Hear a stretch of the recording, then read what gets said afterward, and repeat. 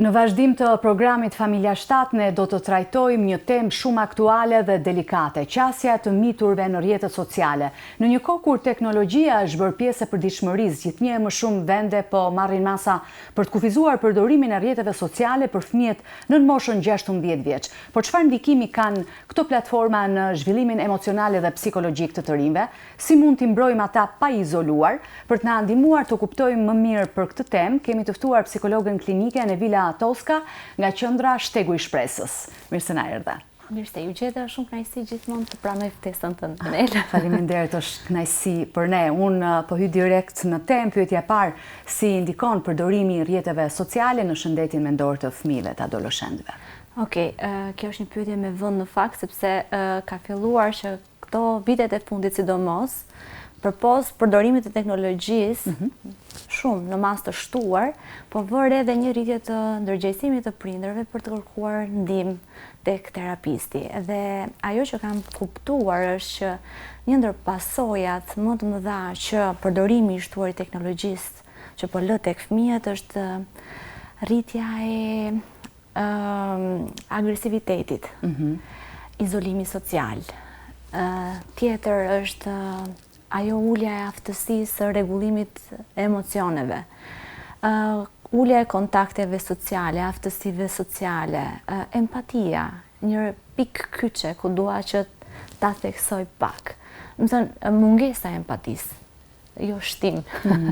Është mungesa e empatisë për shkak se ndërveprimi i shtuar me rrjetet sociale është një ekran aty në mes që e kufizon atë ndërveprimin e drejt për drejt social dhe na kufizon atë mundësinë për të parë gjuhën jo verbale të tjetrit, për të zhvilluar apo për ta stopuar zhvillimin më tej të empatisë tek fëmia, tek adoleshenti, por edhe tek të rriturit. Po. Nevila, cilat janë disa nga rreziqet më të zakonshme që ju hasni në praktikën tuaj klinike? Patjetër, profesionistë të ndryshëm mund të theksojnë problematika të ndryshme që mund të zhvillohen si rrjedhoi e përdorimit të shtuar të teknologjisë. Në aspektin psikologjik, së paku ajo që unë vëre është thjesht kjo pjesa që po kufizohen shumë ato urat e komunikimit prind-fëmijë.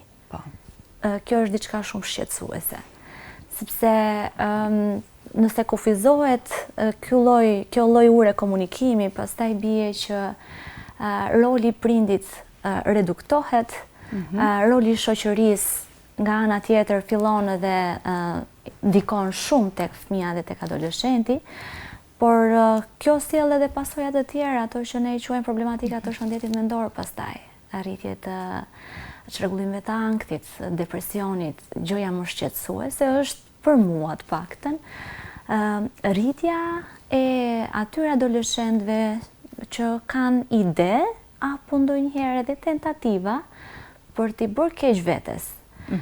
Self-harm është një lloj fjale që po të shkojmë nëpër shkollat apo borret e shkollave, do dëgjojmë shpesh adoleshentë që mund ta përmendin këtë fjalë. Po. Pra përdorimi i hershëm i rrjeteve sociale, pa diskutimi, duke thënë që ndikon edhe në shëndetin mendor dhe social. Absolutisht, social, shëndeti mendor, shëndeti emocional, se jemi një komponent që kemi dhe emocionet aty brenda që nuk duhen shmangur, sepse nëse një fëmijë nuk ka atë aftësinë për të bërë atë autorregullimin emocional, patjetër që kjo do impaktojë edhe në fusha të tjera të funksionimit të tij. Pra, mund të deklarosh që rrjetet sociale krijojnë varësi tek fëmijët? Shiko, nëse një menaxhim i mirë i kohës dhe i cilësisë, se nuk flasim vetëm për orë të zgjatura në përdorimin e teknologjisë, por edhe me çfarë një person, fëmijë apo adoleshent e kalon kohën aty, nëse menaxhohet mirë, kjo pjesë mund shmanget pjesa e krijimit të varësisë. Nga ana tjetër, nëse nuk kemi një mirë menaxhim të rrjeteve sociale, pra një kufizim në kohë, një kufizim i bumit të informacioni që ofrohet aty, ose orareve, pikut, kur ne ekspozohemi ndaj përdorimit të teknologjisë, Edhe faktorë të tjerë, absolutisht mungesa e marrëdhënieve sociale, komunikimi me familjarët për mua është kyç. Nëse na mungon kjo pjesë, patjetër që janë disa faktorë shtysa për të çuar një person drejt krijimit të varësisë nga celulari, tableti, e çfarëdo lloj rrjeti tjetër teknologjik. Nevila, sa dakord je me vendimin e disa shteteve së fundmi për të ndaluar përdorimin e rrjeteve sociale për fëmijët poshtë moshës, pra nën 16 vjeç? Jam shumë dakord, por nuk e di se sa e mundshme duhet jetë. E di pse e them këtë gjë, nga që kur u shfaq ky bumi i përdorimit të rrjeteve sociale apo dhe zhvillimi i teknologjisë, njerëzit ishin komplet të papërgatitur për efektet negative. Thjesht pam atë aspektin pozitiv dhe askush nuk u ndal, të paktën në momentin kur na u shpaloso si diçka e mirë. Dhe tani jemi në atë pikën ku një like është bërë i domosdoshëm. Ne nuk jetojmë dot pa marrë atë like-un, pa arritur atë nivelin e dopaminës nëpërmjet like-ut. Dhe do jetë vërtet një sfidë shumë e madhe për t'u arritur. Nuk dua të jem pesimiste dhe ta shoh në këtë lloj fryme, por është e vështirë dhe është një hap shumë i rëndësishëm për t'u menaxhuar, sepse vërtet njeriu po thjeshtëzohet në një like. Po, pra mendon se kufizimi nuk është gjëja e dur, apo duhet fokusohemi më shumë tek edukimi? Është e vështirë dhe patjetër kufizimi është i duhur, është i nevojshëm, por të mos vi vetëm si një organizim nga institucionet. Institucioni për mua më i rëndësishëm është familja. Po. Aty fillon edukimi. Cili është në fakt roli i prindërve në menaxhimin e rrjeteve sociale? Të paktën në praktikën time të punës, ajo që vëre është që prindi përpiqet të jetë prind dhe jo më shok apo shoqe me fëmijën në këtë lloj rasti. Dhe duke u përpjekur të jetë prind, harron dhe kalon atë kufirin dhe del në autoritet. Në momentin kur thot që do ma japësh telefonin sepse kështu them unë dhe pa asnjë lloj shpjegimi, absolutisht kjo betejë është e humbur. Dhe mendoj që prindi në këtë lloj rasti ka rolin kryesor, që në momenti që e blen atë telefonin apo tabletin, dhe që në momenti që e blen, duhen vendosur ato kushte. Nuk mund të vendosësh kushte pasi e ke bërë atë gjë. Është shumë e vështirë pastaj. Kështu që në fillim bëhen marrëveshjet me fëmijën. Niso nga eksperienca jote e punës, kur mendon se duhet të nis paksa në mënyrë të kontrolluar toleranca ndaj fëmijëve? Në çfarë moshe për shembull, mund t'i lihet edhe telefoni për të parë një serial të preferuar ose si e mendon këtë pjesë? Për mua, në aspektin si profesioniste, do ishte mirë të paktën të kalonte atë moshën 12-13 vjeç minimumi. Minimumi, po. Minimumi. Pra të ishte futur pak në adoleshencë dhe të kishte stabilizuar disi ca gjëra. Megjithëse është prap heret, por mund të fillojnë në mënyrë disi të kufizuar. Nuk jam duke thënë që kjo është mosha ideale, mos të keq kuptohen. Po, nuk ka dhe një formulë fikse. Absolutisht, nuk ka asnjë lloj formule, por këtë gjë e vendos prindi bashkë me fëmijën, duke bërë atë kontratën me marrëveshjet në të dyja palët, me kufizimet dhe lejimet e nevojshme. Dhe në bazë të asaj se sa dhe fëmija ka aftësinë ta kontrollojë veten në përdorim apo mos përdorim të teknologjisë. Si mund t'i vendosim kufit e shëndetshëm pa kaluar në konflikt? Kufit e shëndetshëm prapë të më shojë te kjo pjesa që vendose që në fillim përpara se të blihet ajo pajisja.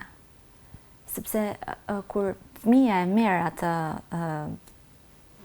telefonin ose tabletin, ka filluar të shijoj, të ndjej atë kënaqësinë e atyre rrjeteve sociale dhe ka krijuar atë nivelin e tij të kënaqësisë duke përdorur programin, postimet, like-un, reagimet e ndryshme dhe ai e konsideron si diçka të domosdoshme për ta pasur tani. Edhe ti e ke shumë të vështirë ta menaxhosh si prind. Kështu që në fillim që në fillim bëhen gjërat. Nevila, do të kishe disa këshilla konkrete që mund t'u jepje prindërve për të ndihmuar fëmijët nga rreziqet online? Okej, duke u nisur nga praktika ime punës, them se së pari prindi, përpara se të drejtoj gishtin dhe të urdhëroj, të ulet aty bashkë me fëmijën dhe të hapin një temë diskutimi dhe të bëjnë marrëveshjen prapë edhe këtu që do flasim shumë sinqerisht dhe hapur me njëri tjetrin. Dhe aty të dëgjohet dhe mendimi i fëmijës, se si e mendon ai, se përgjithsisht kur unë flas me adoleshentet në terapi, nuk është se ndonjëri nga ata më cilëson ndonjë efekt negativ përveç se të dëmton syt telefoni. Pra, nuk është ose nuk duan ta pranojnë, por gjithsesi psikoedukimi duhet bërë në mënyrë të vazhdueshme dhe aty prindi duhet ta dëgjojë edhe perspektivën e fëmijës, edhe shumë butë, shumë në mënyrë të pranuar, pa gjykuar, pa sulmuar, shumë empatik, i matur, mund ta diskutoj me fëmijën këtë pjesë. Mund bëjnë ato marrëveshjet e tyre, vendosin rregulla me njëri tjetrin që për shembull, një orë para gjumit asnjëri nga ne nuk do ta përdor celularin. Të gjithë ne do ta çojmë celularin jashtë dhomës së gjumit, sepse fëmijët ndonjëherë i zë paniku kur ju merret ai telefoni në momentin e fundit se ngelen pa u futur në rrjetet e tyre sociale dhe bullizohen pastaj nga shoqëria nëse kanë fjetur gjumë herët se pjesa tjetër dhe nuk kanë qenë pjesë në ato diskutimet, grupet që ato kanë. Kështu që prindi duhet të jetë konsistent, duhet të jetë dhe i butë i mirë kuptueshëm ndaj fëmijës dhe të di të vendos limite në mënyrë graduale dhe të qëndrueshme. Por kujdes, duke i thënë fëmijës ti s'ke për ta marrë telefonin dhe ti ulesh në të njëjtin vend me fëmijën dhe ti e gjatë gjithë kohës me telefonin tënd duke përdorur, më vjen keq. Është humbur prapë betejë jote me fëmijën. Ai do bëj ashtu siç ti bën.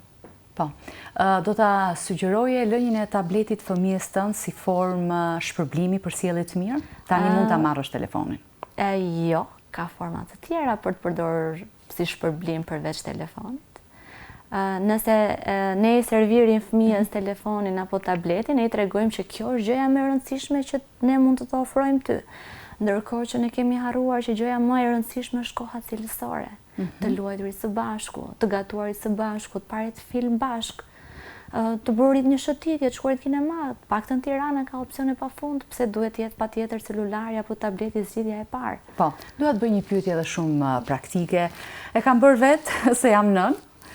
Është shumë vite më përpara, por e shoh që e bëjnë dhe nënat e tjera. Është e tolerueshme dhe justifikueshme që fëmia është duke parë një serial shumë të rregullt televiziv, por ti e lën atë telefon dhe tablet përballë ti për ta parë sepse kështu është mënyra se si ai han ushqimin ose ti je shumë e ngarkuar me punë dhe ajo që po shikon është shumë e rregullt për fëmijën. A duhet toleruar kjo pjesë? Që 1 vjeç, 2 vjeç. Pra, qëndrojmë tek pjesa e ushqimit. Pra, kjo është pyetja e saktë, pra a duhet ta lejojmë fëmijën të mbaj telefon kur ai ushqehet? Sepse ai do të ushqehet, sepse ti je zënë me punë, sepse ti je duke folur me dikë tjetër, dhe vetëm ashtu ti mund ta kesh vëmendjen e fëmijës aty dhe je i qetë për momentin. Okej, shumë mirë. Për aq kohë sa prindi ka gjetur një opsion për ta qetësuar fëmijën dhe ky opsion është celulari, që në fillim serviri diçka tjetër fëmijës tënd. Sepse mësohet pastaj fëmia apo jo? Është mësuar, ti vetë ke mësuar që aty ka opsione pafund që mund t'i ofrosh fëmijës për të luajtur.